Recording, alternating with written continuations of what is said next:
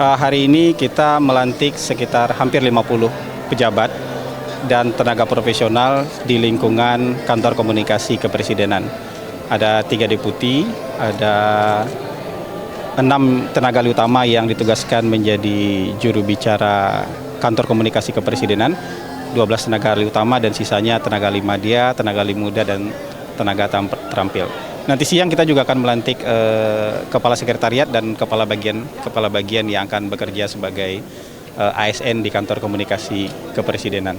Jadi alhamdulillah setelah beberapa lama akhirnya kita berhasil merampungkan susunan organisasi, kemudian merekrut orang-orang yang akan menjadi tenaga profesional dan menjadi ASN yang akan menjadi kepala sekretariat di lingkungan kantor.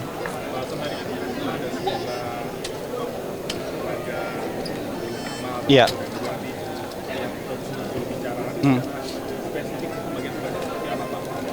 Mungkin bukan pembagian tugas, tapi ada yang punya spesialisasi. Ya, ada yang punya spesialisasi di urusan luar negeri, ada yang punya spesialisasi di urusan pemerintahan, ada yang punya spesialisasi di urusan politik dan di urusan hukum. Dan ada juga nanti yang akan di bagian ekonomi gitu. Jadi bukan tugas khusus ya, tapi mereka punya expertise, mereka punya keahlian. Ya, selama ini kan banyak sekali undangan, permintaan wawancara dari teman-teman media. Kalau selama ini kan yang menjadi juru bicara kan baru saya sendiri. Jadi tentu saya tidak mampu untuk bisa memenuhi semua keingintahuan teman-teman, apalagi undangan ke televisi, undangan datang ke media, datang ke diskusi. Jadi dengan adanya tenaga ahli utama yang menjadi juru bicara kantor komunikasi kepresidenan, setidaknya jauh lebih banyak permintaan-permintaan interview, wawancara, datang ke televisi maupun datang ke diskusi-diskusi yang bisa kita penuhi nanti. Sehingga pesan dari pemerintah itu nggak vakum, jadi pesan dari pemerintah tetap mengalir kepada masyarakat gitu.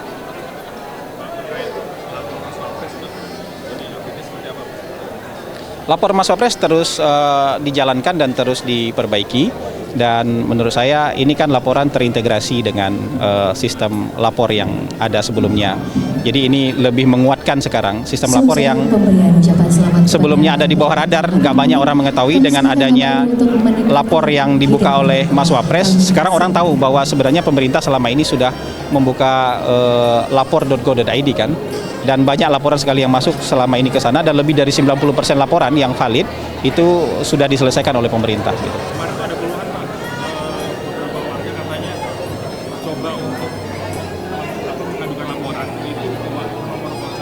Ya, karena sistemnya sedang dibuat dan dimatangkan, karena banyak yang iseng ya, bahkan dari teman-teman itu banyak yang iseng hanya sekedar untuk mengucapkan menyampaikan laporan-laporan main-main. Ada juga yang iseng dan mereka ngaku sendiri kan di Bocor Halus Tempo, mereka ngaku sendiri bahwa mereka ngisengin lapor itu yang NGO aja iseng gitu loh, apalagi yang masyarakat juga ada. Jadi kita mau buatkan formatnya supaya yang iseng-iseng ini bisa terfilter. Jadi kita ingin laporan-laporan masyarakat itu benar-benar laporan yang valid sehingga kita bisa tindak lanjuti gitu.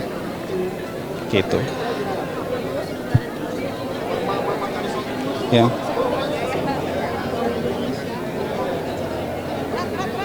Kalau Indonesia kan pasti fokus sama kepentingan nasional Indonesia ya, bahwa kita ingin kemakmuran buat kita dan kita ingin kerjasama dengan sebanyak mungkin negara. Kita ingin mengembangkan banyak hal. Nanti kan ada program makan bergizi gratis yang selama ini kan dapat dukungan juga kan dari lawatan presiden dari Cina, dari Amerika, dari APEC, itu kan banyak yang dapat dukungan. Agar juga nanti pertukaran teknologi, kerjasama perdagangan, dan tentu juga pesan-pesan perdamaian kan. Pesan-pesan perdamaian itu juga penting, karena kita nggak bisa bicara ekonomi, perdagangan, kemakmuran kalau situasi dunia kan tidak damai. Mereka juga ingat mereka punya keluarga, saya yakin itu hanya oknum aja kemarin. Kami berharap juga tidak akan terulang kembali. Oke, thank you ya. Kita tahu bahwa salah satu capaian strategis dari kunjungan Bapak Presiden Prabowo Subianto ke RRC dan juga KTT APEC di Peru berkait dengan kemiskinan. Kita tahu bahwa China adalah sekarang dianggap sebagai salah satu role model yang sukses di dalam mengentaskan kemiskinan sekitar 100 juta orang dari kemiskinan ekstrim ya. Jadi menurut saya apa yang dicapai oleh Pak Prabowo kunjungan ini perlu ditindaklanjuti dalam kerjasama di level teknis di bawah Presiden yang berkaitan dengan pengentasan kemiskinan. Dari sejauh yang saya tahu bahwa memang pengentasan kemiskinan di China itu, di Tiongkok itu memang menciptakan kesempatan orang miskin untuk terlibat aktivitas bisnis bahkan di wilayah-wilayah yang terpencil. Dan untuk jangkauannya, untuk memudahkan keterlibatan orang miskin di wilayah-wilayah terpencil itu biasa dengan koneksi digital.